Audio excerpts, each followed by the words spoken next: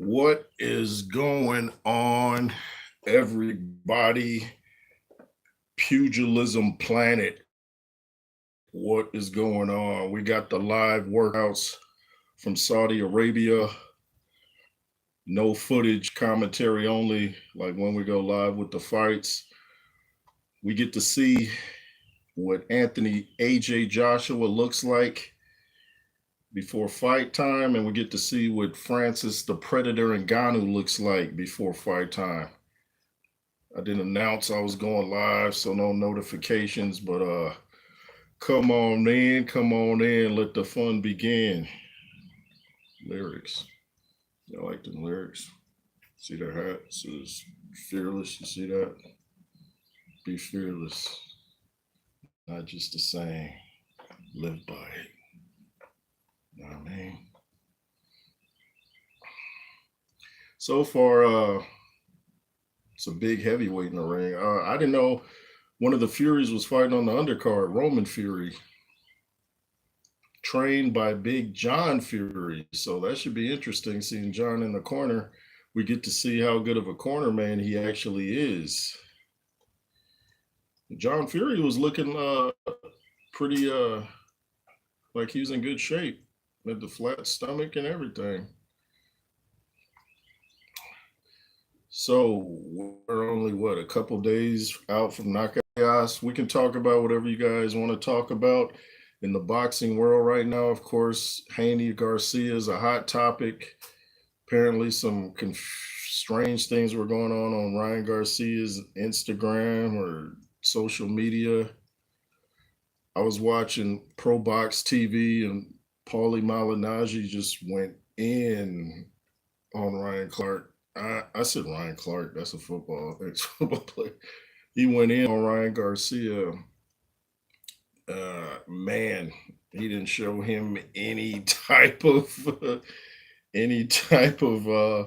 mercy. But yeah, like I said on my video, the Garcia Haney fight should be canceled because if you're not in the right state of mind to box, you can get severely injured. I told you I was at the Lewis Oliver McCall fight when Oliver McCall had a nervous breakdown in front of the world on live TV. It wasn't a thing you ever want to see again. So I don't wish that for Ryan Garcia. And prayers out to you, Ryan. Some people are being a little harsh. Obviously, you're going through something, so I'm not gonna, just let you have it. For how did I lose my connection and come back? Let's start with me, YouTube. Garcia was learned even bad marketing is better than none. Oh, Garcia has learned bad marketing is even better than none. Yeah, what do they say? All publicity is good publicity. Not in this case, though, man. Marketing yourself is having an alcohol and weed problem before a big fight is not a good look. Like Haney was saying, there's a lot of children that want to be like them, and you don't want to put that in their little minds because they're pretty impressionable. You don't want to start teaching them, hey, you can be a world class athlete and do drugs like me. Nah, that's not the right message, Ryan. Not the right message. That's why I can't stand today's rap. What up, Stephen S? Is bad but brings attention. Yeah, you're absolutely right about that. Shout out to you, Stephen S. Thanks for tuning in. I'm watching the public workouts for Knockout Chaos. We get to see how big Francis the Predator Ngannou is. Is he as big as the Predator, the movie? I was just watching that the other night. You can kind of see how we get to see how big AJ is. Yeah, I feel you, Steven. Yeah, I was watching the Predator the other night. The first one, you can see how some of the special effects didn't age well, but and some of the stuff I didn't remember. I ain't seen that movie in like 30 years, but it was great to see Carl Weathers and Arnold do that arm lock. It's like, wow, back when men were men, full of testosterone. And trust me, Anthony Joshua and Francis Ngannou were full of testosterone, and we will see it hopefully Friday night from Saudi Arabia. Ain't that right, mystery woman? Mm. Boy, it's such a. I like when they have boxing rings outdoors like that. I've always liked boxing rings outdoors. I've seen rings like in malls and all that. That's the great thing about boxing. You can pretty much put a boxing ring anywhere, your backyard, a mall, middle of the street. So it's a great atmosphere. I might go live for the Ngannou Joshua fight. I haven't decided if I just want to kick back and watch it or if I want to run my hamburger hole for a couple hours. You know what I'm saying?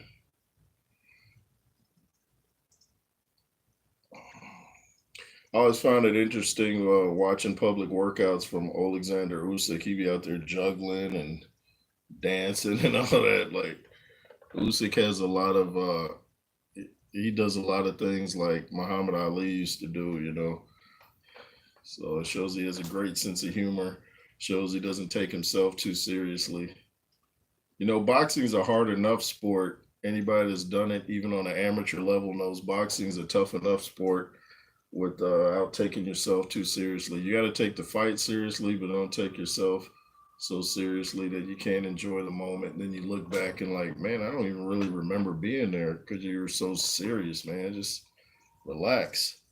Watch some great interviews with Ben Davison, man. I'm really starting to like this guy as one of the top trainers. He just broke down his relationship with Anthony Joshua. He talked about how when he first met AJ, he was telling him things that he noticed right away, and AJ was a little resistant, but he had the film, the proof to show him what he was doing wrong. And AJ came back the next day and said, I was kind of resistant, but hey, I can't argue. You have it on tape. So then, he's like, I guess he realized Ben had his best interest in heart. And and the thing I like about Ben is that he studies things. He even mentioned the NFL, how studying film is like what they do. If you know anything about the great quarterback Tom Brady, he spends like hours studying film, and he's the best quarterback to ever step on the field. He studied film. He said it was like his that was how he enjoys his off times, just studying film. So imagine he's not even being made to do this. He's doing it on his own. So if you study film like Ben Davison and you break down interviews and mindsets and little intricacies and all that, you will be a great trainer because you can tell that Ben will make his have his fighters adapt if plan A is not working. A lot of people just stick with it. Stephen S. said, truth hurts, but also can be very helpful. Absolutely. Absolutely. The truth can hurt, but it is a necessity. You know, can you imagine a world full of lies, kind of like the one we live in now? Who's this guy? Jack McGann. He looks like a youngster. I'm not too thrilled about this undercard, other than Zhang. What up, Stephen S? Once again, appreciate you. Hey, man, I'm gonna make you a moderator.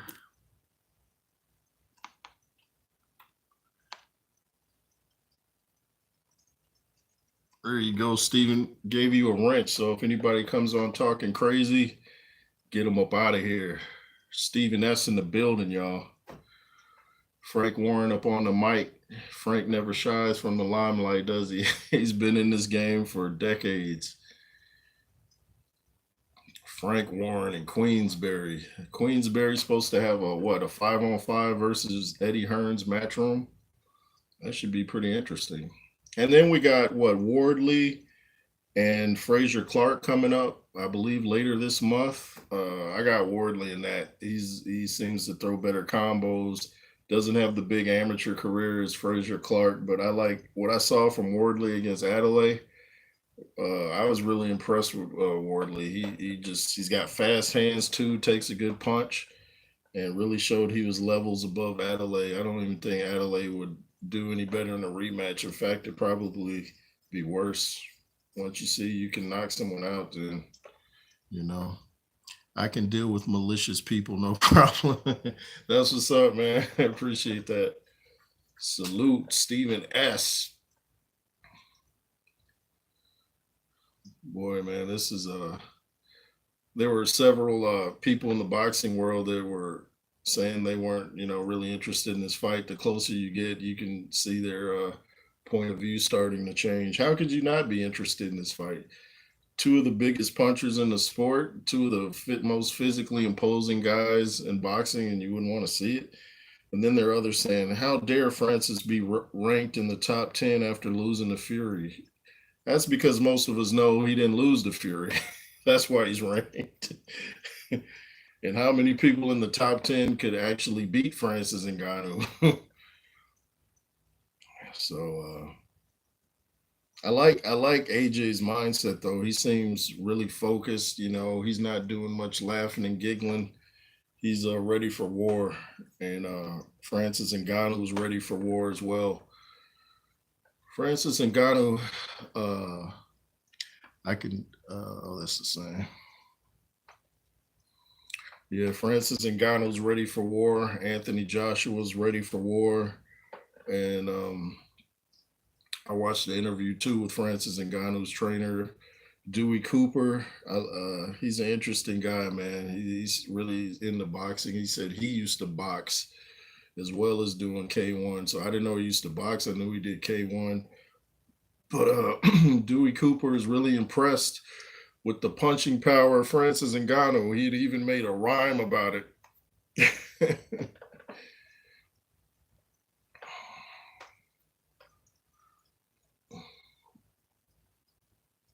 But I'm sure Dewey Cooper will be the one holding the pads in there for Ngannou.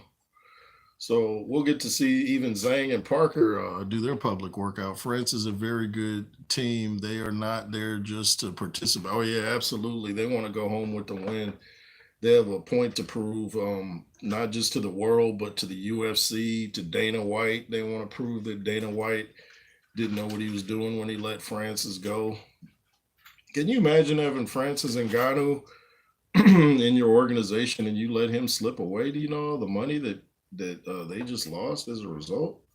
See, you can't be greedy. You can't want to stack all the chips, and you're not in the ring, Mr. Dana White. Why would you want to make more money than the fighter? That makes absolutely no sense. That's the thing with these millionaires and billionaires. Like, how much do you actually need? Francis's his biggest Dana White mistake. Yeah, I totally agree with that. That was his biggest mistake. And the beautiful thing about the PFL, I think the Saudis are putting money into that so they can compete now with the UFC. And Dana White's going to have to pay his fighters more, or they're going to go over to the PFL. In fact, um, I'm thinking John Jones might find his way over to the PFL just to get a fight with Ngannou. Should Ngannou go back to MMA? And if Dana White loses John Jones, it's a wrap because they don't really have any stars now. And nobody really. Sean Strickland stands out, but that's mainly for his interviews rather than he can fight and all. But they need some celebrities bad over there.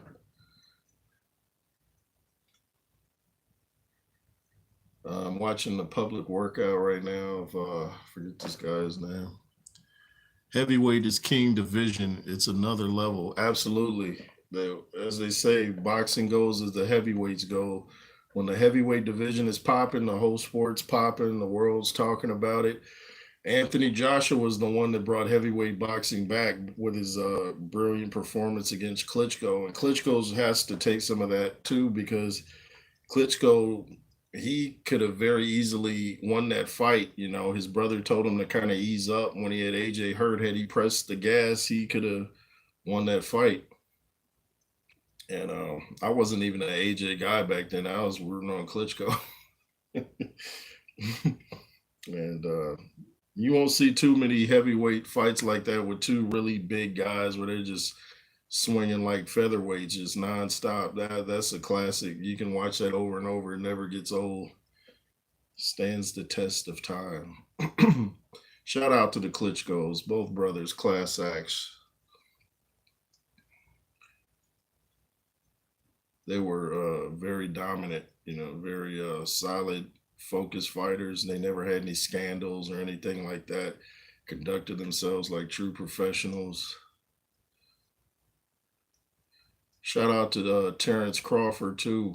Man, that dude is looking big right now. Solid. Terrence Crawford is a tough, tough guy, man.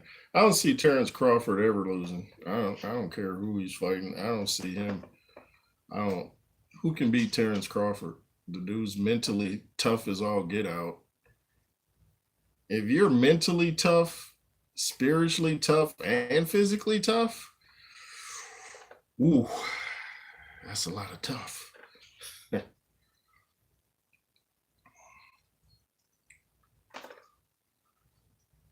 But I'm actually looking more forward to AJ Ngannou than Fury Usyk because Fury Usyk we almost guaranteed does go into the decision. You know, it's going to be a lot of movement and feinting and chess playing. I want to see two dudes that can knock each other out. You know, so I'm interested in there being undisputed since we haven't had an undisputed champion since the great Lennox the Lion Lewis. You know, we haven't had a undisputed champion since then. So it'll be great to have an undisputed champion, but it's just I'm not really looking forward to the just that's those styles, and they always say styles make fights. Well, that's some styles that I'm not really looking forward to seeing. Some styles come together and you get a real snoozer, a real boring fight. So I'd much rather see Ngannou, Joshua Wilder Ngannou than Fury Usyk, and I'll believe that fight is happening when I see them actually in the ring, not in no more press conferences, but actually in the ring. Looks like Gavin Gwynn is making his way to the ring right now to do some shadow boxing or pad work, I should say. See my hat, be fearless. Roll with Yeshua. That's how you get that fearlessness. And then fight your battles for you. Wow, this guy looks like who does he look like? He looks kind of like a like John Cena a little bit in the face. I was like, who does he look like? Yeah, it kind of looks like he'd be a brother of John Cena.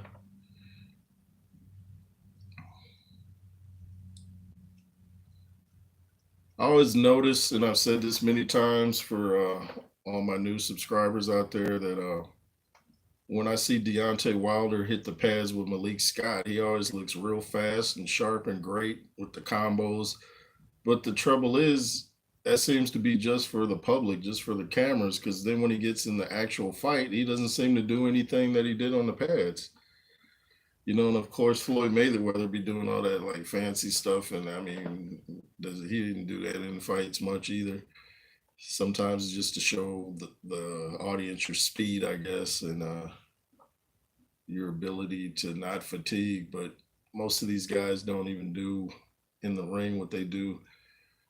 They don't when it comes to fight night. They don't implement what they do on the pads, and I find that most obvious with Deontay Wilder. I'm like, of anybody, you need to start throwing combos so you can land that right hand, because everybody's looking out for the right hand, and if you just wait to throw that one punch, you just sit back and wait for an opening and jab 1-2 1-2.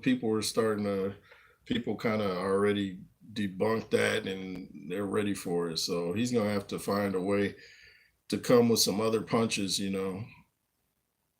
has a pretty good left hook. He needs to utilize that more and do some body shots. Not so much jabs to the body like he did when he fought Fury for the third time, but more like hooks to the body and stuff like that.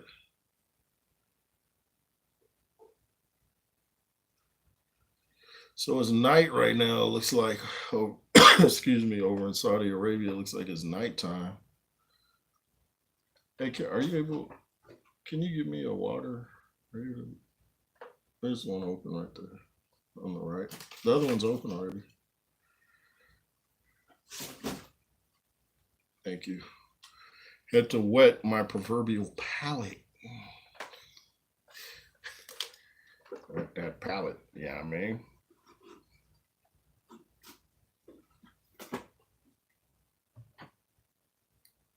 I just got finished working out myself. And I'm going to do another one later.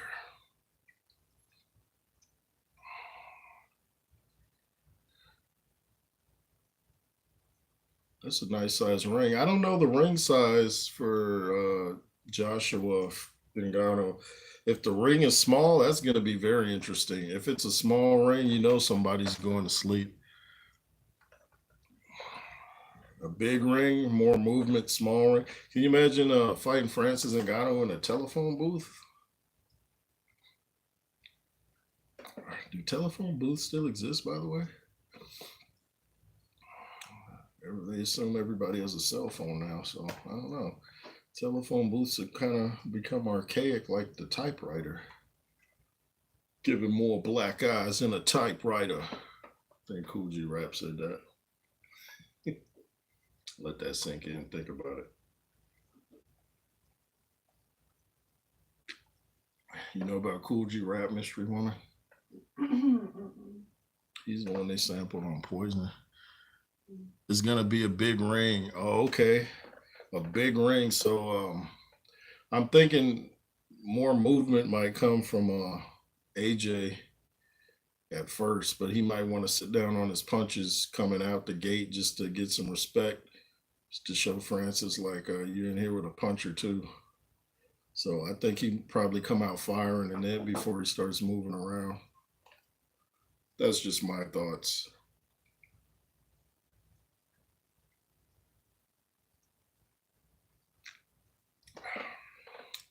They're back talking to Mr. Frank Warren.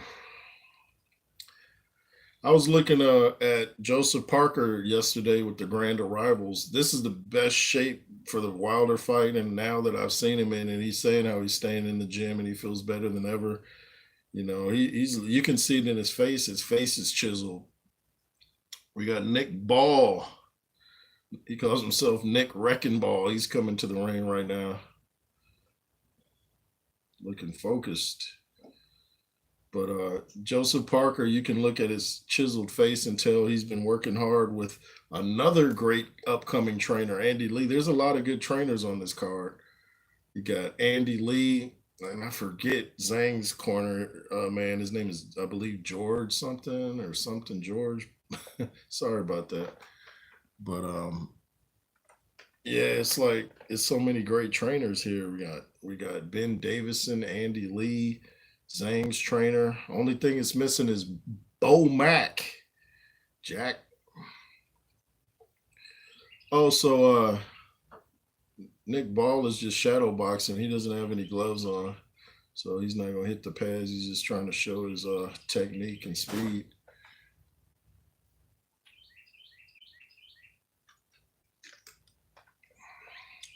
Technique is very important. And there's no way in the world Francis Ngannou is going to outspeed Anthony Joshua. So I believe they're going to try to counter and time Anthony Joshua. But I think Joshua might try to time him because I saw Ben Davison talking about what a great counter puncher that Anthony Joshua was. Now, either he's saying that knowing that Ngannou's people's going to hear, thinking, you know, he's very strategic, like a chess player. So he might just be saying that knowing that Dewey Cooper's going to hear and they'll be waiting for Joshua to do a counter and then Joshua does something totally different. He comes out first. So you never know because Ben Davison probably wouldn't let the cat out of the bag too early. So that might just be for, like I said, for Ngannou's people to hear and try to develop a strategy around something that's not going to even happen. Well, it looks like Nick Ball's public workout is over already. I don't even think that was 3 minutes. Okay, let's get the big boys in the ring now. We're talking now to forget his name, the John Cena lookalike, and they got Johnny Nelson. I thought Sky Sports wasn't going to be a part of this. I thought it was just DAZN, but looks like Sky is a part of it now. Johnny Nelson got the glasses on, the button-down shirt like it's the 70s. That's right. Looking like a 70s pimp. Just needs the hat now. The Mac. They were playing Return of the Mac 2 by Mark Morris, and somebody was in the ring shadow boxing. They changed the beat though. I hate when they gotta change the beat. It kind of takes away from the song. Just play the original. You ain't gotta have the club mix, the extended street mix. Just play the original. Who's this coming to the ring? Ray Vargas coming to the ring, looking like my friend Benjamin Jimerson. Shout out to Benjamin Jimerson. We go way back. Real class act, real cool guy.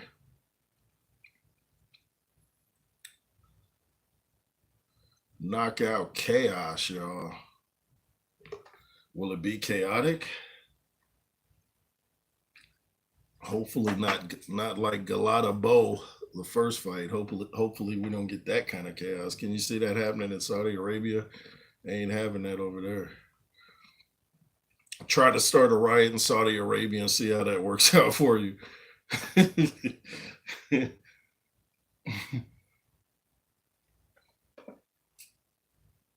So Vargas is just shadow boxing too. He's not hitting any pads. It's going to be very tactical. Be a very tactical fight. Steven, are you talking about Joshua Ngannou or Zhang Parker? I think you're talking about Joshua Ngannou.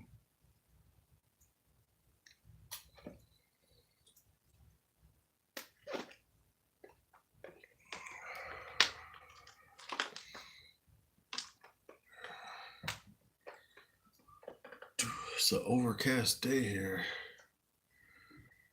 Am I in the UK or I'm in the USA? Which one? Overcast a lot in the UK from what I understand. Shout out to all my UK people out there. I got a lot of subscribers from the UK. Love y'all. I used to meet a lot of you at the Lennox Lewis fights in person. There's some real loyal fans flying all the way over here to see their guy fight. They be shouting things at Don King back in the day, man. Shout out to Don King too. Oh, AJ versus Francis, I got you. So you think it's gonna be tactical? Yeah, I hope it's not so tactical that we get like a lackluster fight. I think both guys want to make a statement to get that winner of Fury Usyk. So it might start tactical, but hopefully it'll end up, not like a just dudes throwing wild shots. I don't think either guy will just do what Dillian White tried to do against Fury, just throwing haymakers with no technique. Did y'all see that fight? The Fury Dillian White fight? What was up with that? Dillian White was just throwing wild punches, and it's like he wasn't even trying to time him. He's just going all out. AJ will not be AJ from Wallin fight. You might be right. I'm thinking he is though. He's got that look in his eye that he wants to continue that winning streak. You could be right. He could go back to the Joshua that fought Ruiz in the rematch, just kind of box his way and play it safe. But if Ngannou lands something flush and AJ takes it well, I think he'll start to attack like, okay, that was probably your best shot, and I'm okay. So I'm interested too in seeing what the fighter's way. I'm hoping AJ. He looks to be in his 250s. When I saw him, I was watching AJ meet Big John Fury, and John Fury was talking about what a big guy AJ was, and he was a fan of him. And AJ was wearing a tank top. He looks like he's around 250. If he stands in front of Francis and stands his ground, it will be a shock. And yeah, man. Oh, let me see. Trying to read the rest of that. Ground, I will be shocked and impressed. Yeah, man. I think at some point he's gonna have to do that because he there was an interview I saw with Joshua the other day where he said he wants a knockout. So in order to get a knockout, you're gonna have to have the guts and the courage to plant your 10 toes down into the canvas and swing for the fences, but do it with technique so you don't get countered, which I know Dewey Cooper wants to do. They want AJ to miss a wild shot and have Francis just come over the top or underneath. I'm sure they'd like a replay of what Francis did to Overeem. I can't see that happening in AJ though. I just think his boxing skills are too smart for to get caught with something silly. Might get caught with a left hook, but I don't see that vicious uppercut Ngannou has landing. It might be difficult for AJ to land that uppercut on Ngannou too, because both guys are waiting on each other's uppercuts because they know that's one of their best punches. Wow, Johnny Nelson looks massive next to this guy in the ring. Johnny Nelson was a cruiserweight, I believe, but he's looking every bit of a heavyweight, in a good way. It's like Johnny Nelson's been in the gym. You've never seen Johnny Nelson out of shape, though. I've never seen him out of shape.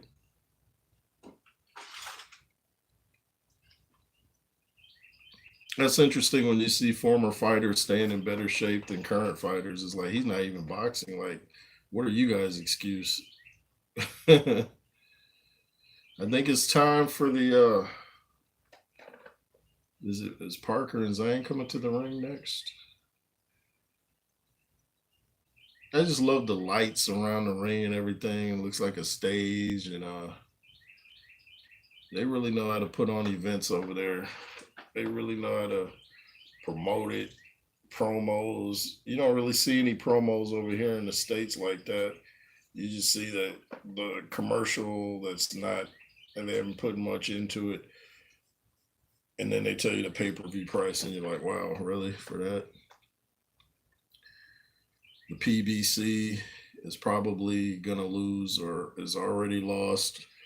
Canelo, they're moving to Amazon. We'll see how that works out. But I think that's just for pay-per-view. I don't think it's for subscriptions over at Amazon. We'll see. I wish some of these platforms are just going over to YouTube. YouTube has the BKFC, the Bare Knuckle Fighting Champions, or whatever it's called. I was watching some of that the other night with the round ring. I can't get into this bare knuckle stuff. That's just like watching two guys in a bar fight. A lot of them are even look like they just stepped out of a bar too. It's like this stuff is barbaric. Dewey Cooper has a boxing league I was talking about where it's like a long ring and it's like teams and they have one round each. It's kind of interesting.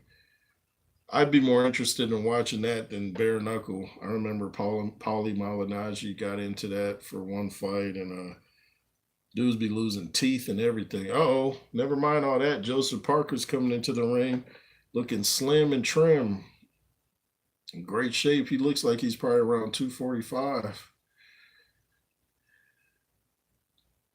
Yeah, Joseph Parker's looking in great shape. I actually want Joseph Parker to win, but I just think Zhang is gonna do it. But I want Joseph Parker to win, but my mind's telling me Zhang's gonna win.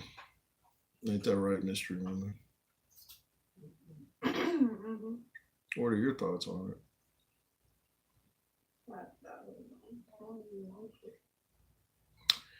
Thank you.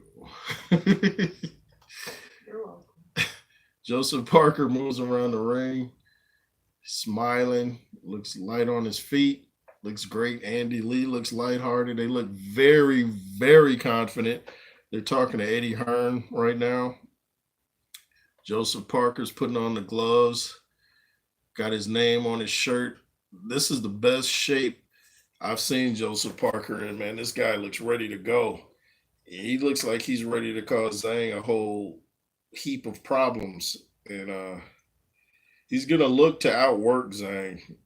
So Zhang is going to try to, at some point, come in with them shots to put Joe Joyce down.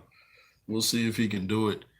Parker versus Zhang is a great fight. Parker has a chance to win. Yeah, absolutely. He can out if he can take Zhang's punch and take it to the later rounds. I think he'll pull out a decision. I don't see him knocking out Zhang.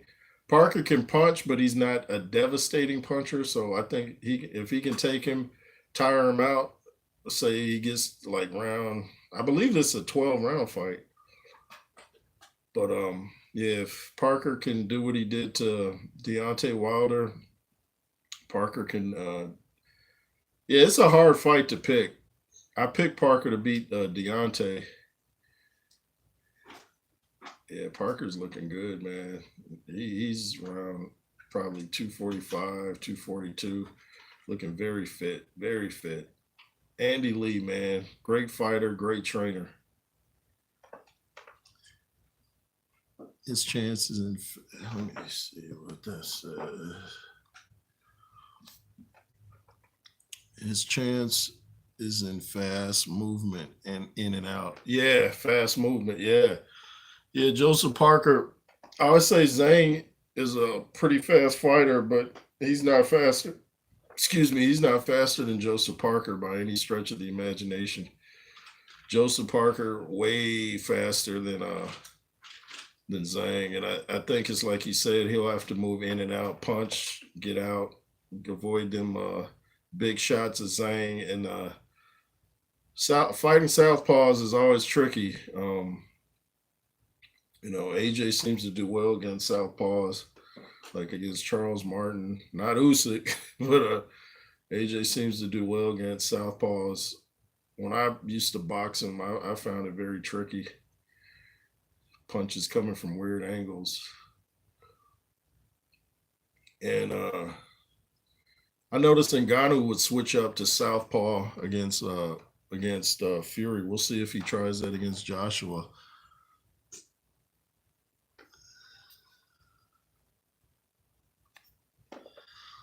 Parker will use it, have better legs. Yeah. Parker got them strong legs, man. Yeah, like David Tua had those big legs, man. A good foundation. Hard to knock out dudes with a good foundation. Joseph Parker is looking real nice, man. Nice sharp left hook. He's hitting the pads with Andy Lee right now. I know they don't want to give away too much. Looks like they're done. Very smart.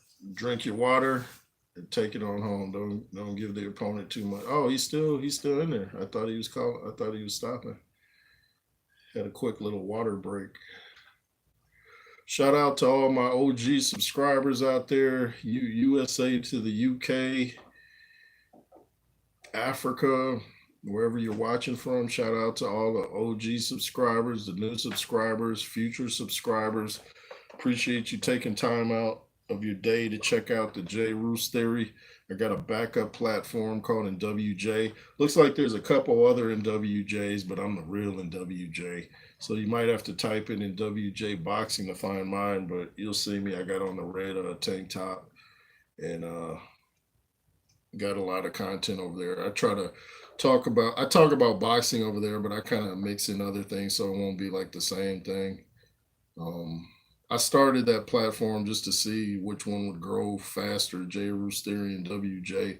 I was getting a lot of traction over there. Even had a 2-minute some video that got like 35,000 views. I almost didn't even post it about the Roy Jones NDO champ fight. And that got like 35,000 views, but I didn't get 35,000 subscribers, unfortunately. So looks like my J Roos Theory platform is growing a little bit faster than that one. Trying to figure out these algorithms is a full-time job, ain't it? Joseph Parker working on some movement, looking real nice, doing his little Mike Tyson. Oh yeah, he's looking sharp, left, right, moving his head, ducking. He did exactly what he said in the interview yesterday. They complimented him on his well-trimmed beard, and he said he's going to shave it off to a goatee, and he did that.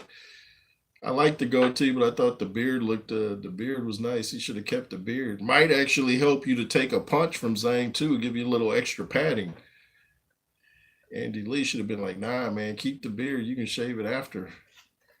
You want as much padding as you can get when you in there with a puncher like Zhang. They don't call him Big Bang Zhang for nothing.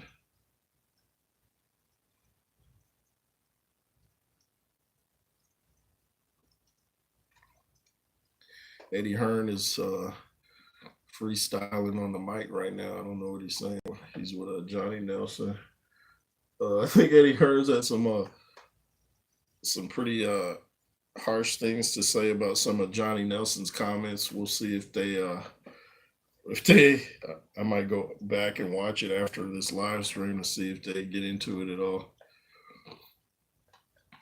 Joseph Parker looking strong, man. Head to toe looking fit. Interested to see what he weighs in. He's around 6'4", too, holds his weight well. Very well distributed, his weight, legs to shoulders. He's not top heavy. I remember Lennox Lewis said when he looked at Razor Ruddock, who he used to spar with, he said when he looked at him when they fought in the pros, he said he noticed he was very top heavy. So he said dudes that are top heavy really don't take a punch too well. And as you saw, that fight ended in round 2 with Lennox Lewis, the victor. Champion, champion.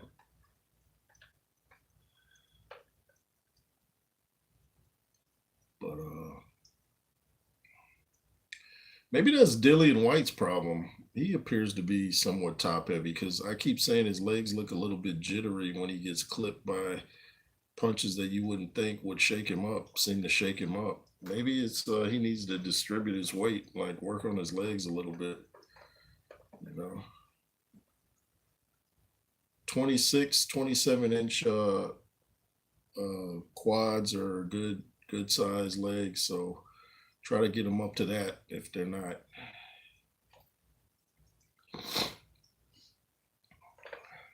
Johnny Nelson looks like he's getting fired up right now. I wonder what he's saying. Eddie Hearn's looking at him.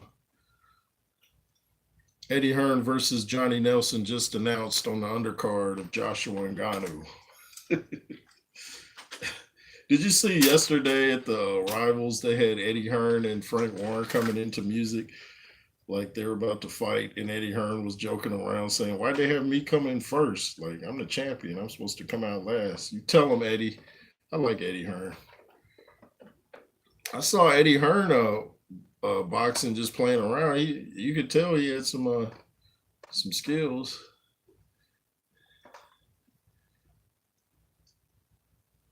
Eddie Hearn.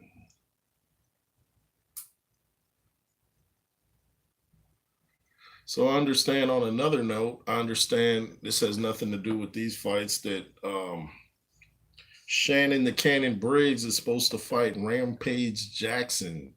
Shannon Briggs was on Rampage's podcast, and they were talking about, they were supposed to fight years ago. I had done videos on it, and then I don't know what happened. Shannon Briggs was even talking about having a fight with Mike Tyson. That never happened. Mike Tyson was talking about fighting Lewis again in an exhibition. I don't like exhibition fights. Just have a fight, I don't think Rampage and Shannon will be an exhibition, though. I think it'll be a real fight. He is in very good form and can box. If do it right, he can beat Zhang. Absolutely. Absolutely. He's Joseph Parker's going to talk right now with Eddie Hearn and the crew at DAZN. Hey, DAZN, bring in your dude. I noticed you pretty much got an all British telecast. Let's bring in some people from the USA to know the sport. Bring me in. I got you guys. DAZN, all y'all. New networks coming up. Who's got 2 thumbs and knows boxing? This guy. Joseph Parker, man, looking real impressive. Good size shoulders, good size arms.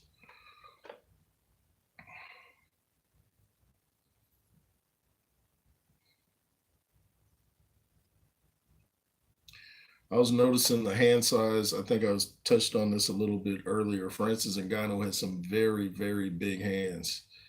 And I have very big hands too. And Emmanuel Stewart said guys with big hands can usually punch. And you see that's true. Because one thing, when your hand is big, you're covering more area when you hit a person than you are with small hands. Oh, Zhilei Zhang is coming into the ring, y'all. 40 years old, still handling his business. Y'all better stop looking at age so much. If you're staying in shape, age shouldn't play a factor. If you let yourself go, you might be washed up at 21. So stay in shape. Age is a number. Zhang's coming in the ring, looking lean and fit.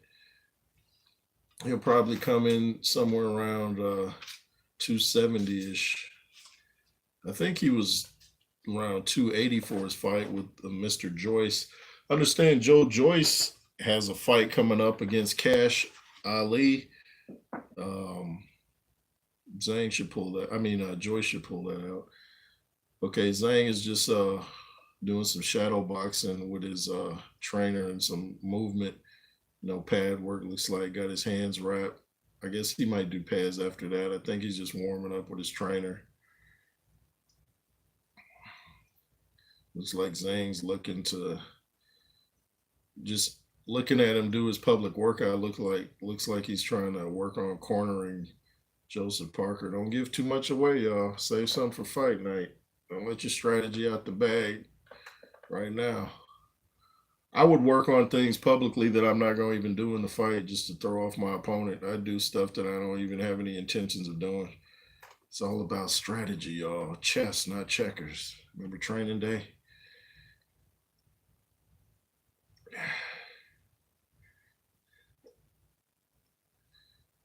Parker's doing his interview. I'd be watching Zhang. I'd be like, hey, y'all gonna have to hold these questions till I watch my opponent in the ring right now. I'm sure he'll go back later and watch it with Andy Lee. Like I said, Andy Lee, man, great trainer.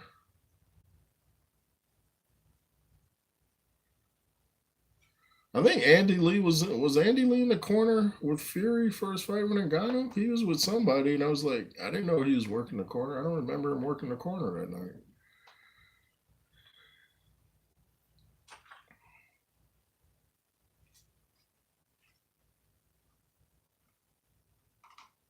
Yeah, Zhang's putting on the gloves now.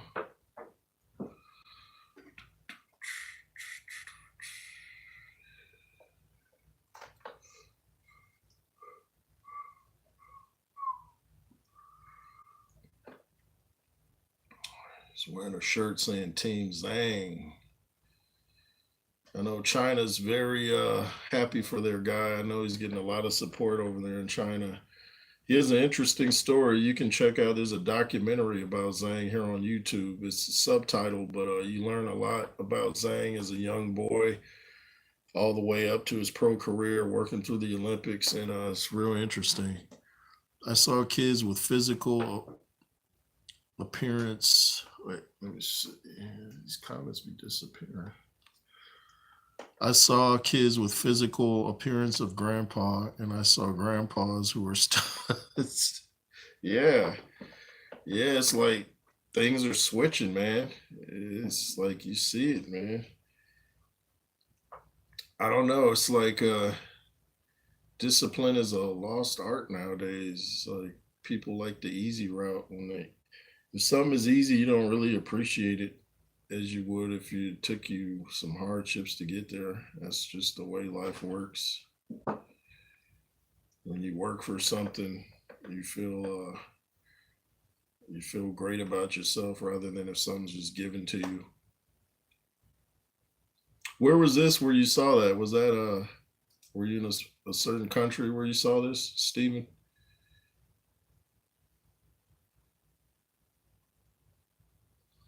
Zhang is still getting his gloves wrapped around his wrist, taping his gloves like he's about to go into a fight. He's just hitting the pads, man. You gotta tape his gloves. Oh, Zhang's starting to dance. Zhang is obviously feeling confidence when you start dancing. You must feel confident.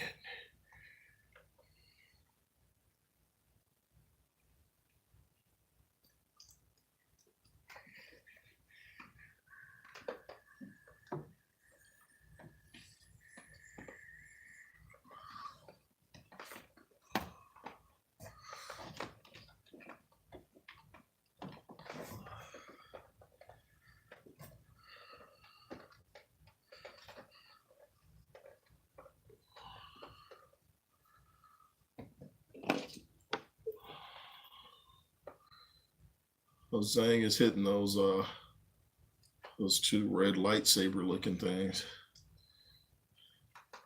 Think he's gonna want to try to pull a Obi-Wan on Parker like Obi-Wan did Anakin Skywalker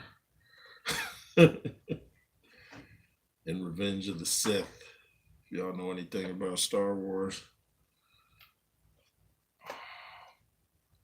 Anakin.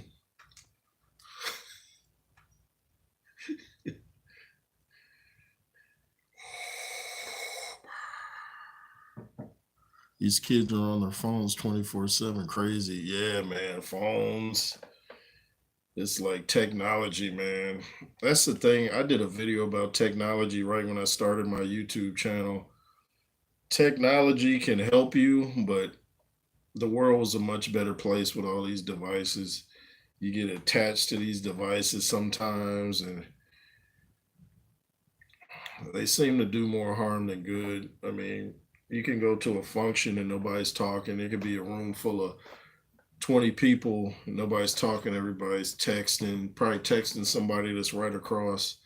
I remember hearing, I forget who it was, he was DJing a party like at the high school, and he said nobody was dancing, everybody was just on their phone texting instead of dancing. It's like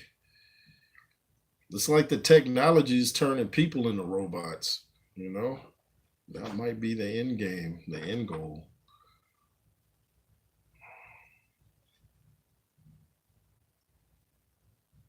I remember when cell phones first start were turning big. Remember walking through the mall, you couldn't even get through the mall without somebody trying to sell you a cell phone plan. I'd be like, oh, come on, man. Can I just get to my destination? No, I'm not interested in signing up for your plan. I'm glad they stopped that.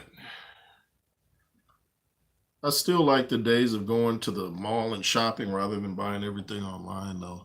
I grew up with ball. With ball, we were active generation. Yeah, man, we used to play street football in the streets and play them across the street at my high school, Lincoln High. Shout out to Lincoln High. They call the Hive the Beehive, Lincoln Hornets. But yeah, we used to play football in the streets. We'd be outside talking. Just we stayed outside, and these are the time when there were drive-bys too. We still be outside, and it actually would be fun because we'd be out there. We see a car down the end of the street, and then we'd be like, they driving slow, their lights go off. We'd be like, drive by. We all start running. It sounds crazy, but it was actually kind of fun. It's like kept you on your toes. But that street was so long, you had a good chance to run though, because it was like way down. You see somebody driving like this, and then the headlights go out, like you like, nah, I'm not about to wait to see what's gonna happen. Wow, Zang is still working on the pass, working on some defense.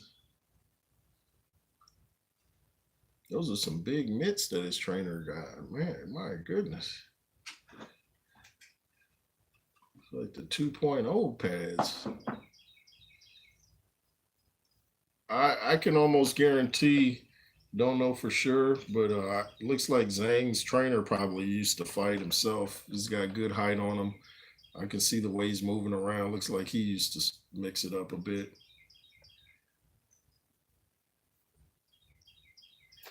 Zhang is such a tall, big man, man.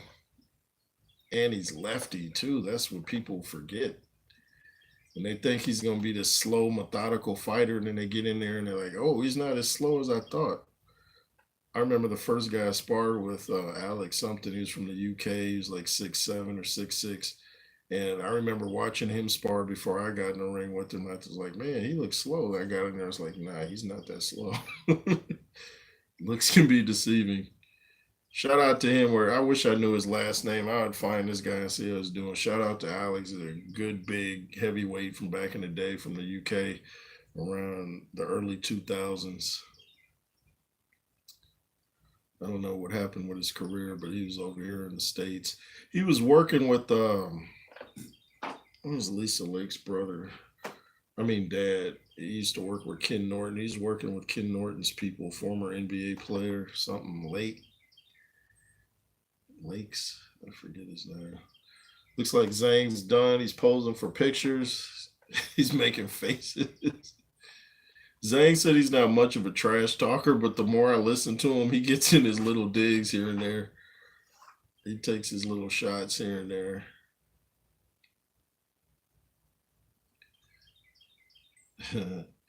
And he keeps it cool, you know. He don't say stuff like Jarrell Miller. Miller always got to say something that's like, ooh, cringe. Should have kept that to yourself. Speaking of Jarrell Miller, I think Antonio Tarver might be his trainer. I saw them working the pads. So I think that could be interesting. Antonio Tarver, very knowledgeable. Shout out to him. Thought he did a great job in Rocky Balboa, by the way back in 2006, 2007. One of my favorite movies of all time. Teach you to never give up, no matter what age. Keep boxing. That's what you wish to do. Don't let nobody tell you, oh, you're too old to do. I'm not too old to do nothing. I do what I want to do. Ain't that right, Mystery Woman? Why are you? Ain't that right? Yeah. Johnny Nelson is back on the mic device, getting real nice.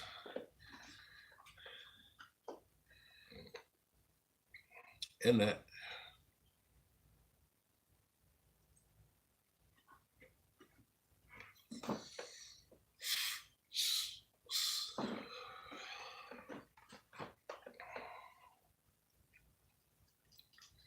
like I said, thanks to all y'all tuning in to Jay Roos.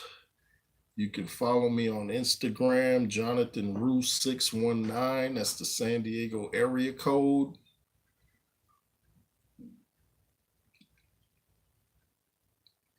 If you wish to donate to the platform, my cash app is $JRoos33.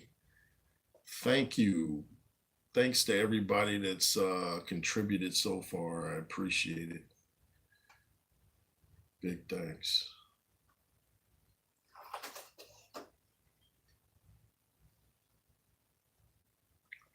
Zhang's working his way over to the mic. Still got the gloves on. So they better not say something crazy. They might get a left hook during the interview. And you don't want to get clipped by Zhang. Man, this guy's tall. It's like the NBA has moved over to heavyweight boxing now. I think it was Max Kellerman that said NBA players would make the greatest fighters because they got that reach and they're lanky. A lot of Teddy Atlas was even saying a lot of the punchers are lanky guys. Some of these big bulky guys aren't great punchers. You know, look at Deontay Wilder, lanky and could punch. Not the greatest puncher of all time, but he could punch.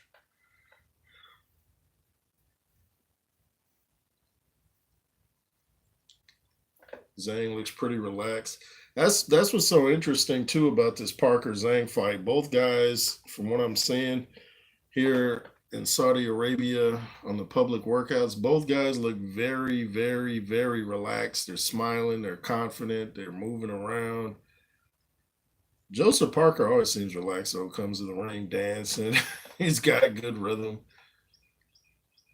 Um, on that documentary about Zhang, he was talking about his fight with Jerry Forrest. He was having a health issue in the ring. He was sweating profusely. His heart was beating rapidly, and his trainer was like, "I can't work with this guy if he's having health issues." It was something about his diet, so he improved his diet. He stopped putting sauces on his food. Someone in the comments told me it was a hot sauce he was taking that he took out of his diet. Some Chinese hot sauce he stopped using. I bet that hot sauce can really get your heart beating rapidly because I believe hot sauce kind of can speed up your metabolism. Not sure, but I've heard that. I haven't really researched it, but it sounds right. So I guess I don't know if he had that before his fight, but you can eat certain foods and tell when you feel strongest. Like I seem to feel strongest like when I eat garlic. It's kind of hard on the breath, but garlic can make you feel strong. I believe even Roman gladiators had garlic before their, you know, their fights because it would make them feel strong. Some people, tuna gives them energy. I eat a lot of sardines too. It's mainly protein, and it doesn't make you feel stuffed. It's important to mix in those fats and carbs though too in the right amount. You know, sweets after your workout to replace the glycogen. But that's a whole other topic, y'all. Wagwan. Wagwan, man. See? And Sekol. Yeah, man. Jamaican rude boy every time. See? Don't mind me, y'all. Oh, Zane's talking to the camera. Guess he's giving his final statement before the weigh-ins. We'll see if there's any pushing and shoving at the weigh-ins. I don't think you'll see that between Zane and Parker or Ngannou and Joshua. They're all kind of too classy for that. If anybody was going to do anything, though, it probably would be Zane. Johnny Nelson back on the mic device.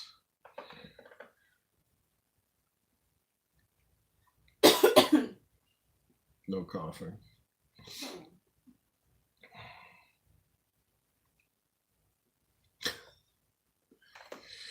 Speaking of that, let me take my sip of H2O. Stay hydrated, my friends. Stay hydrated.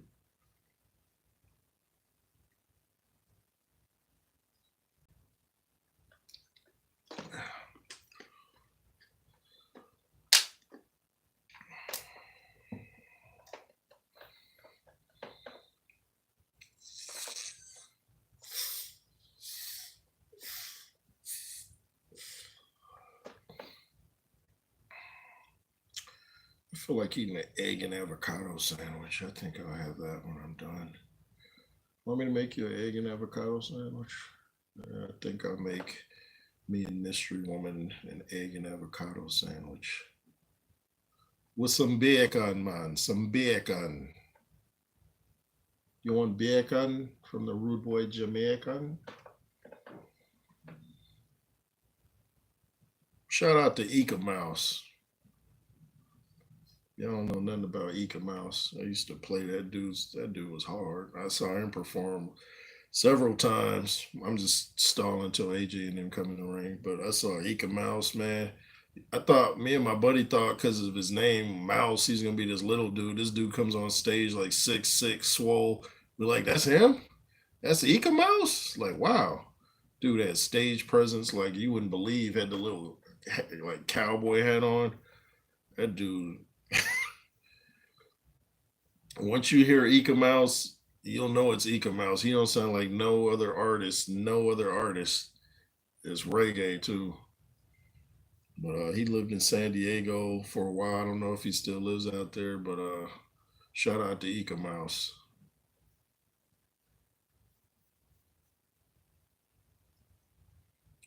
Johnny Nelson looks fired up. He got a lot to say. Glasses look like they falling off. Yeah, he just pushed them back on. You hear me, Johnny? Johnny be good tonight. Yeah. Uh-oh, here they come. The big boys. Let's see who comes to the ring first. Will it be Ngannou, the Predator, or AJ Joshua? Who's coming into the ring first? I hadn't thought about that. Who's going to come into the ring first on fight night, too? Should be Ngannou because Joshua won his last fight. That would make him the champion in this fight. The winner gets the winner of Fury Usyk. Prince Turkey said so himself. He makes offers you can't refuse. If Fury pulls out of this fight with Usyk, he will be owing Prince Turkey $10 million. He's not playing around. If you pull out, break yourself. He's patting your pockets. Looks like Ngannou's coming out first. They got his yep, here comes the big boy, Ngannou. Looking diesel. Got his hand wraps, shadow box into the ring. Looking focused, looking confident.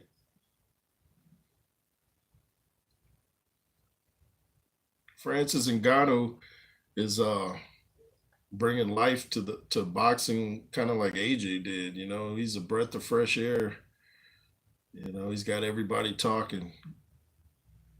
Francis Ngannou, look at those legs, man.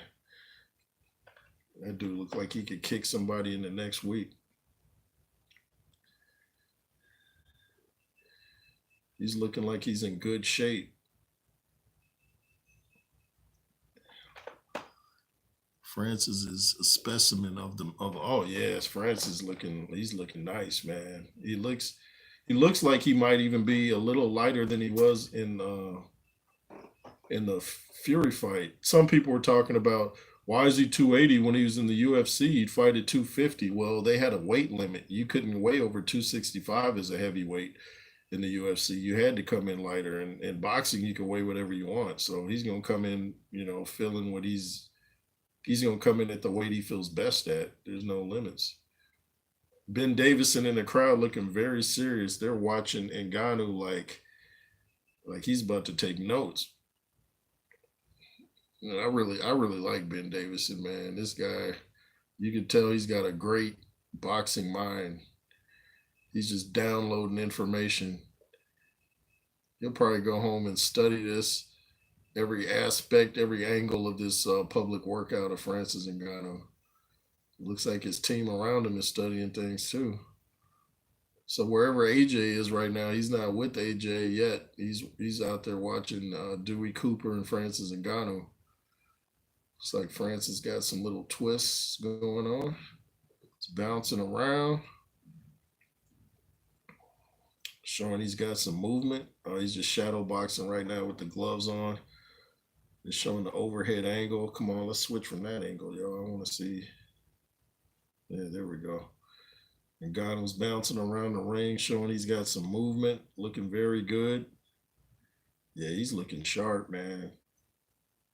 I'm guessing he's not going to come. Like I said, I don't think he's going to be 280 for this fight. I'm guessing he just worked on a Superman punch and then smiled. He tried that a little bit in the Fury fight. He might try that with Joshua. You gotta love Ngannou, man. Great sense of humor. His story about Cameroon has to be a movie, man. That's if I was a Hollywood guy, which I'm not. If I was a director or writer, I'd be trying to get that movie made right now. People out there filming on their cell phones. Now he's hitting the pads with Dewey Cooper. He's throwing. I like how Ngannou's throwing his overhand right up. Making sure because Joshua's a little bit taller than him, so he's working on throwing his punch up. You know, you're gonna want to hit different areas on the face, not just the jaw or the chin. You're gonna want to hit the nose, the forehead, the ear, move it around, see where you get the most response from. You hit a guy somewhere, you're like, oh, he didn't like that. I'm gonna keep hitting him here. Oh, Ngannou's throwing a 1-2. Looking kind of fast there, Ngannou. Two big heavyweights, man. How could you not want to see this? It's like the Super Bowl of the heavyweight division. 1-2, 1-2. Nice jabs. They're working on some jabs. Looks like Dewey Cooper got on the reinforced body shield to make sure he don't get hurt from the body shots from Ngannou. Oh, Ngannou's working on the step to the side movement. Look like what Mike Tyson used to do a bit. Mike Tyson used to work his way around a guy, hitting him in punches with dudes like, where? Oh shoot, where's he at? Got him some nice body shots. Ooh, he's landing some. You can see just when he's hitting that body shield, it's shaking Dewey Cooper. Looks like that's it for the public workout. Looks like Ngannou's breathing a little heavy though. That could be a problem.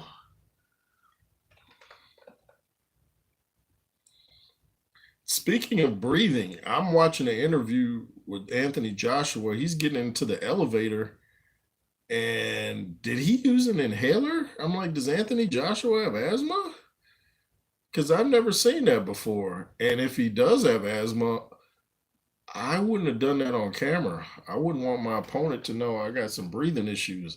I keep saying he said he had a health issue in the first Ruiz fight, but he didn't want to talk about it because he didn't want to look like he had an excuse.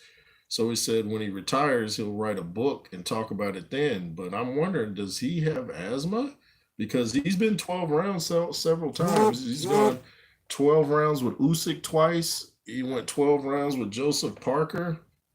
He went 12 rounds with Jermaine Franklin, so he can go the distance. Working on body can be crucial in this fight. Absolutely, yeah. Yeah, you're not going to feel like moving as much. You get a couple shots to the liver and the rib cage. Getting hitting the liver, I heard, can shut down your freeze your body for a moment. Cute little boy in the audience. I wonder, is he related to Francis Ngannou? Oh, Ngannou's back working. I thought he was done. He's back working on jabs and movement. He's looking kind of tired though. I don't know. I don't know if it's humid there. I don't know if the weather. They're not fighting in the UK or the States, so you want to get acclimated to the weather. That's for sure. That's for shizzle. Yeah, he's not throwing many punches. He's okay. He's back to throwing punches. He's looking a little nice 1-2 from Ngannou. Very strong 1-2. They're faster than I thought.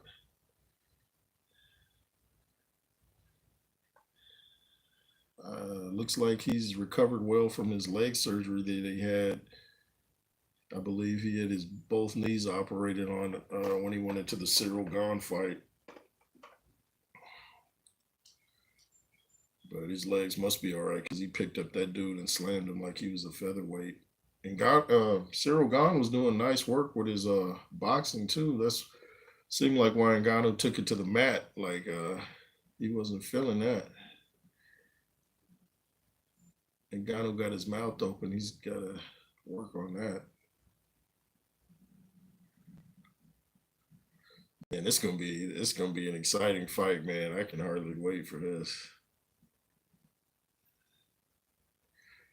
Oh, I see some kids wrapping their hands. Maybe AJ's coming into the ring with kids like he did for his fight with Waleed. He brought in these little children and they were all working together. Maybe that's what's about to happen.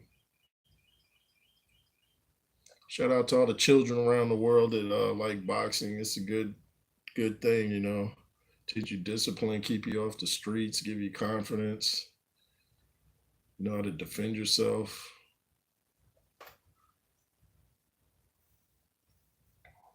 Remember what Mickey told Rocky 5 about when he's done, he'll know how to take care of himself outside the ring as well as inside the ring.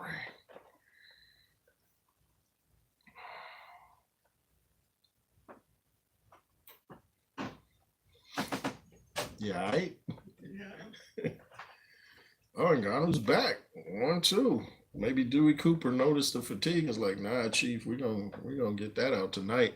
We gonna leave the fatigue in the dressing room. Hold on, y'all. I'm gonna try to put this plug in.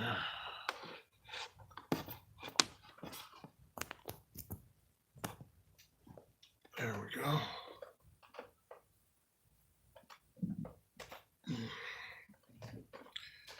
Ngannou's back jabbing real slow now. That might be nerves. Boxing on the Edge, salute. How you doing? What's up, man? Shout out to Boxing on the Edge. Great platform. Great. You could tell he's got skills with his hands too. Go subscribe to Boxing on the Edge, man. Great content over there. We comment on each other's pages, man. He's a real cool guy. Go follow him on IG too. Thoughts on the Huni Lima fight? Is that wait just a second, the comments disappeared. Thanks, man. Right back. Hey, I appreciate that. Is that fight you're talking about? Has that already happened or coming up? I'm out of the loop on that. Oh, Lorena. Oh, yeah, man. I gotta look into that. I don't know much about that, man. See, that's why you guys on the undercard. I'm gonna have to check both fighters out. See, that's why you guys need to go subscribe to Boxing on the Edge. You be knowing about fighters like that. Like, yeah, I'm gonna have to look into that, man. Yeah. What do you think about the undercard? Do you like the undercard? I understand that one of the Furies, Roman Fury, is fighting on the undercard. Francis Ngannou just took a bow. Yeah, Roman Fury's fighting on the undercard. I saw John Fury holding the pads for him, so I didn't know that. How many Furies are there? There's a lot of Furies, man.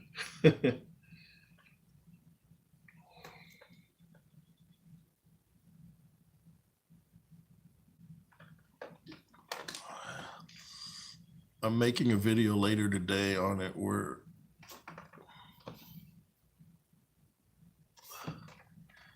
wait, let me see. I'm making a video later today on it. Yeah, two looks good. Man, Zhang and Parker laugh out loud. Loads of Furies. Oh, okay. Yeah, you're making a video about it today. Yeah, I'll be looking out for that. Yeah, man. Real quality channel, y'all. Boxing on the Edge. It's a lot of good channels out there. It's a lot of bad ones too. So you got to shout out the great channels because it's enough for all of us out there. Shout out to all the great channels out there that do their homework, do their film study. Yeah, I appreciate you watching, man. I'll be looking for that video too. Looks like Ngannou's wrapping it up. He's getting out the ring. Guess he's headed over to do his interview. He looked good though. He looked more seasoned. Ngannou looked more seasoned than he did even against Fury. What is your prediction on the AJ fight, bro? Um, you know what? I'm one of the few people though. Despite how good Ngannou's looking, I think it's gonna be easy work for AJ. I think if AJ was going in there with a different trainer, it might be different. But I still would pick AJ. But I think with Ben Davison and him being an excellent strategist, I think AJ is just gonna hit him with combos, and I think Ngannou's gonna be like, okay, this is a different level, and I'm not used to all that. I think AJ's gonna pick him apart and stop him somewhere around round. It could be early. It could be around round seven. Some tells me either round five or round seven. I agree. It should be yes. Davidson's game plans are not are next level. Yeah, man. I just watched the whole interview. Uh, yeah, next level. I've been watching the interviews with Ben Davison. I just like how the guy thinks. He studies film. He studies little things that you don't hear trainers talk about, and that's like he's a deep guy. You could tell like he's not just there getting a check.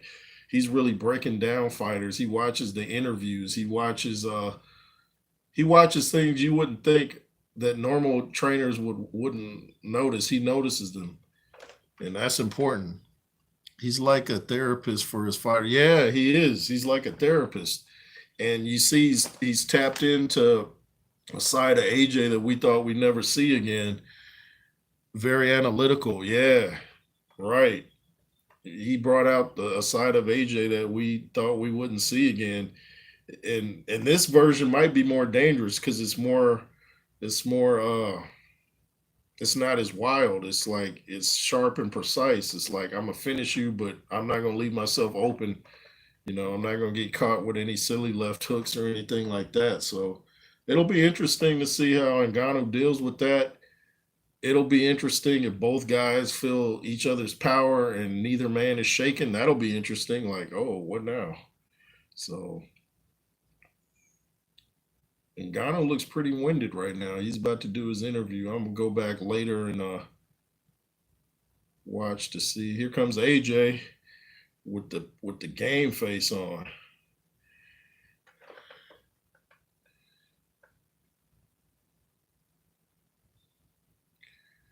Ngannou looking pretty tired, man. It's gonna be a 10-round fight, dude. Hope you're ready. It's gonna be a rough night. You know, you don't want to be in there fighting fatigue and AJ. I've been tired in the ring. It's not a fun feeling. I always say boxing is almost like running a marathon while getting punched. So you definitely want to make sure you're not fatigued. AJ looking very, very serious. He looks like I'm not here to play any games. He wants them titles back, and in order to get them titles back, he's got to go through this wall named Francis the Predator Ngannou.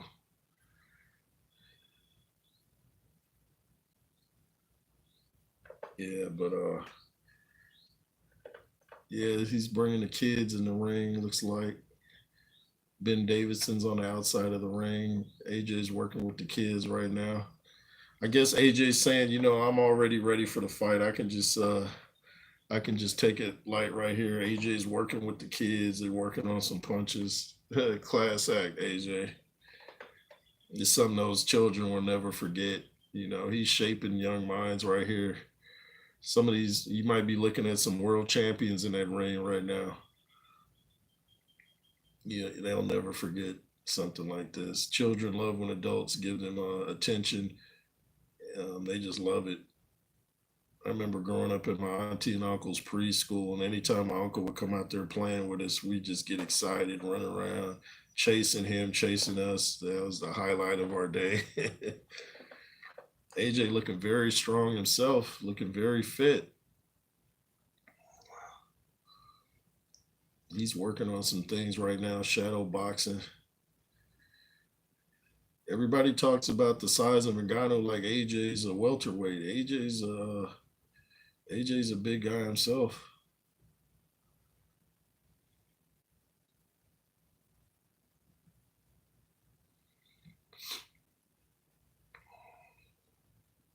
This is very interesting. Yeah, AJ's looking very mean. I agree. Yeah, he's looking like he's on a mission. He's like, I'll smile after the fight. Yeah, I remember when I used to see AJ coming into the rings. Sometimes he'd be laughing and high fiving the crowd. It's like that's different. Lennox Lewis would come in with that Ivan Drago look, just like yeah. I prefer the Ivan Drago look like he's got right now. Like this is business. It's fun, but it's business at the same time. Yeah, AJ's looking like he's ready to go.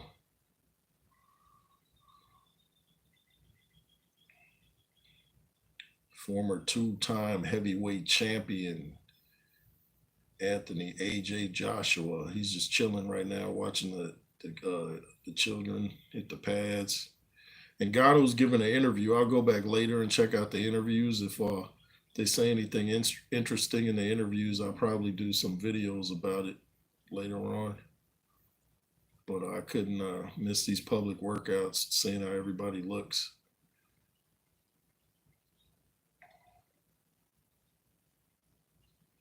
It'll be interesting if Ngannou comes in at the same weight he came in with Fury. That'll be interesting. I don't expect him to come in that high though, 280.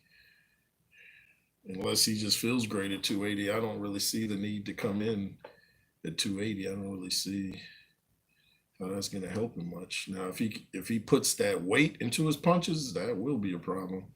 But you have to know how to put your legs, into the punch and use your weight. If you're going to throw arm punches, there's no use in weighing 280. That's going to work against you. You got to know how to put your weight into your punches. Weight is a good thing if you know how to use it. So like reach. Reach is a great thing if you know how to use it. That's what made Lennox Lewis so great. He knew how to use his reach. Ask Hasim Rockman in the rematch. Couldn't do nothing with him. Had you even wondering how he won the first fight?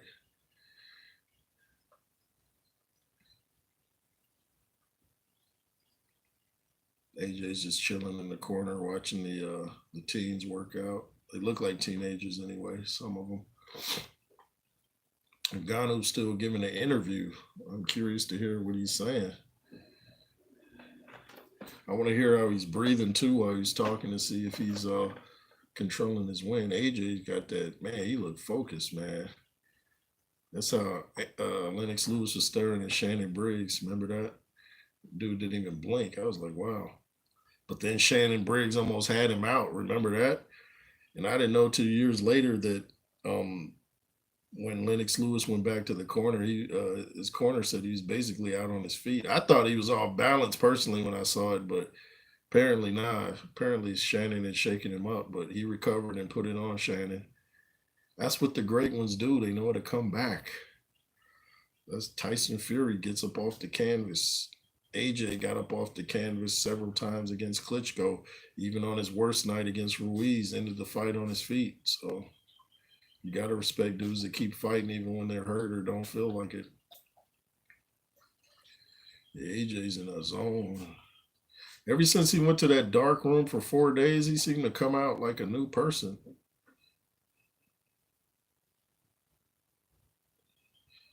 Maybe he was trying to give himself some hardships, like Ngannou, coming from Cameroon, is like, let me test my mental fortitude. AJ stretching out in the corner. I don't know if he's gonna actually lace up the gloves or not. He's probably just gonna shadow box and call it a night. You want to make sure you're well rested. Of course, they're not doing any sparring on fight week. That's just common sense. So you want to make sure you're eating the right foods to give you energy. Make sure your carbs are, on point, your proteins. Eating a lot of protein before an event like can make you fatigue. So you want to make sure you have some pasta or something like that. I remember Mikey Garcia used to have pizza before his fights. Shout out to Mikey Garcia. AJ looks like he's working on some. He's just doing this right now, looking very serious. This AJ, the AJ that beat Wallin, that's a hard AJ to beat.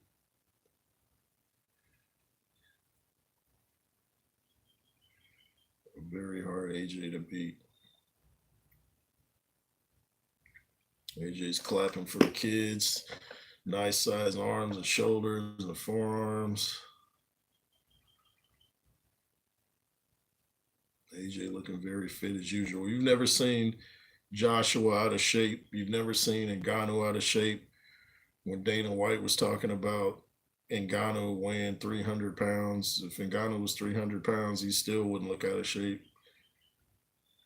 Some people just hold their weight well. Joshua's taking pictures with the children in the ring. AJ looks lean, ready to run for his life.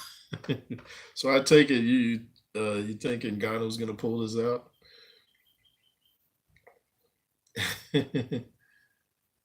I don't think AJ's gonna run, man. I just don't. I think he's gonna fight. You gotta be defensive. You don't want to get hit by Ngannou, but I don't think he's gonna run, man. I think he has a point to prove. And Ngannou was concerned about running out of gas against Fury. Why he didn't step on the gas once he knocked him out. He was worried about, okay, I need to make sure if I don't get this guy out of here, because he knows Fury gets up. He wanted to make sure he didn't run out of oxygen before the 10 rounds. Yeah, it looks like AJ's done. He's sitting down on the outside of the ring drinking water. Stephen S says, we'll see. That's right, man. Should be a great night of fights, man. Whoever wins, hey, both classy guys, both great for the sport, man. The winner of this, I think, will be humble. If Wilder had got in this event and won, you'd just heard a lot of talking and you'd been like, oh, okay. But whoever wins this between Joshua and Ngannou, and I'm saying it's going to be AJ easily. But say Ngannou pulls it out somehow, neither guy is gonna go around, talking trash about the other guy. They're gonna show respect, which is real cool and always nice to hear.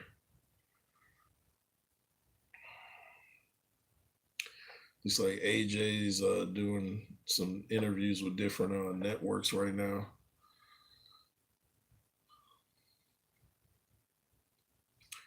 So that looks like it for the public workouts, y'all. So I'm gonna go ahead and excuse me. First, I'm gonna sip my water.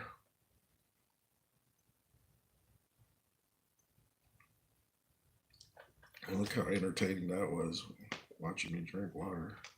It's priceless. But shout out to Stephen S. Boxing on the Edge. Everybody that tuned in, I appreciate you.